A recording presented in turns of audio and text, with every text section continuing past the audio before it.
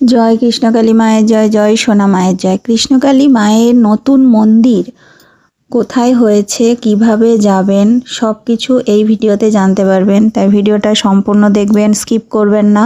অবশ্যই চ্যানেলটি সাবস্ক্রাইব করবেন আর ভিডিওগুলো একটু বেশি বেশি করে শেয়ার করে দেবেন।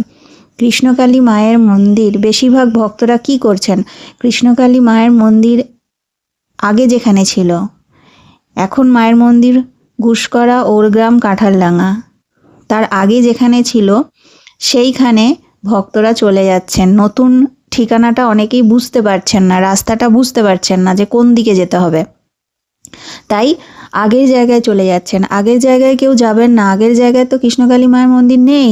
কৃষ্ণকালী মায়ের মন্দির তো নতুন জায়গায়, নতুন মন্দির তৈরি হয়েছে এবং মাকে সেখানে প্রতিষ্ঠা করা হয়েছে। তাই পুরনো জায়গায় আগে যেখানে ছিল কৃষ্ণকালী মায়ের মন্দির সেখানে কেউ যাবেন না, বারবার বারণ করা হচ্ছে, কিন্তু ভক্তরা বুঝতে পারছেন না জায়গাটা, নতুন জায়গাটা কোথায়, অনেকেরই বুঝতে অসুবিধা হচ্ছে।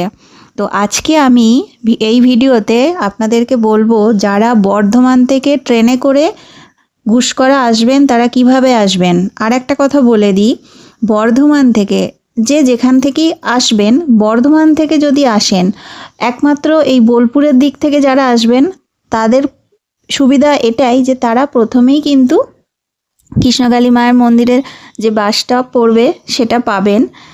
ওই দিকের ছাড়া যারা অন্যান্য জায়গা থেকে যাবেন তারা প্রথমে বর্ধমানে চলে আসবেন, বর্ধমান থেকে যাবেন। আর বোলপুরের দিক থেকে যারা আসবেন তারা ওই শিবদা বাস স্টপে নামতে পারবেন, সেখান থেকে আসতে পারবেন, তাদের আসাটা কিন্তু সুবিধা। আর অন্যান্য জায়গা থেকে যারা আসবেন তারা প্রথমে বর্ধমান চলে আসবেন, বর্ধমান থেকে আপনারা বাসে কিংবা ট্রেনে কোনো না কোনো একটা পেয়ে যাবেন।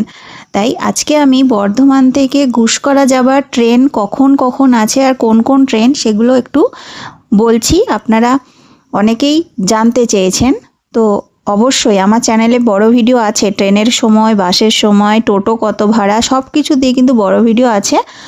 আমি আবারও আপনাদের সুবিধার জন্য আবারও বলবো, আপনারা কমেন্ট করবেন, আপনাদের বুঝতে যদি কোনো অসুবিধা হয় অবশ্যই আমি আবারও ভিডিও করব, ঠিকানার বিবরণের ভিডিও।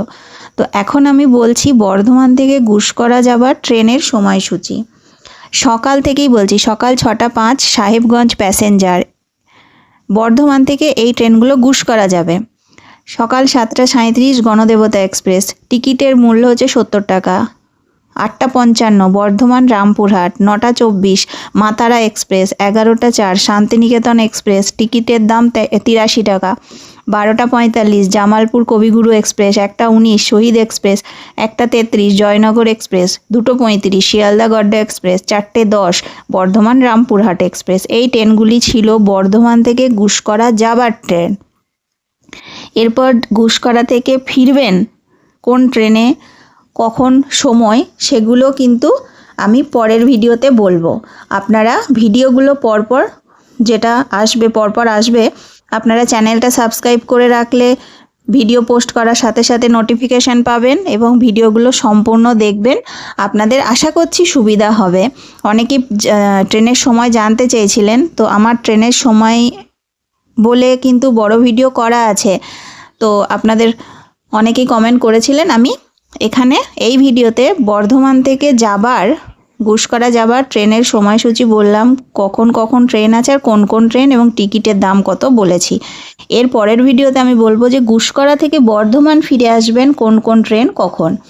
তো আপনারা অনেকেই বুঝতে পারছেন না ঠিকানা, মায়ের আগের মন্দির যেখানে ছিল বেলেরাতে সেইখানে চলে যাচ্ছেন, সেখানে কেউ যাবেন না, সেখানে কৃষ্ণকালী মায়ের মন্দির নেই। মায়ের মন্দির নতুন জায়গায়, নতুন জায়গায়, অনেক বড় জায়গায় অনেক বড় মায়ের মন্দির তৈরি হয়েছে। এখনও মন্দিরের কাজ হচ্ছে, কিন্তু মায়ের অনেক বড় মন্দির তৈরি হয়ে গেছে। তাই নতুন জায়গায় আসুন। আর নতুন জায়গায় কিভাবে আসবেন ঠিকানা দিয়ে কিন্তু আমার চ্যানেলে ভিডিও আসবে। ট্রেনে করে কিভাবে আসবেন, বাসে করে কিভাবে আসবেন, যারা 4 চাকা নিয়ে আসবেন তারা কিভাবে আসবেন, সব কিছু দিয়ে কিন্তু পরপর ভিডিও আসবে, আছে। আপনারা চাইলে একবার গিয়ে চ্যানেলে দেখতে পারেন, আরও ভিডিও আসবে যাতে আপনাদের সুবিধা হয়। আমি সেই রকম আরও বেশি বেশি ভিডিও করব, ঠিকানার ভিডিও, ঠিকানা সম্পূর্ণ বিবরণ সহ ঠিকানার ভিডিও আমি আরও করব। আপনারা ভিডিওগুলো দেখবেন, ভিডিও পোস্ট করার সাথে সাথে নোটিফিকেশান পাবেন। তাই চ্যানেলটি কিন্তু সাবস্ক্রাইব করে রাখুন। কমেন্টে লিখবেন জয় কৃষ্ণকালী মায়ের জয়।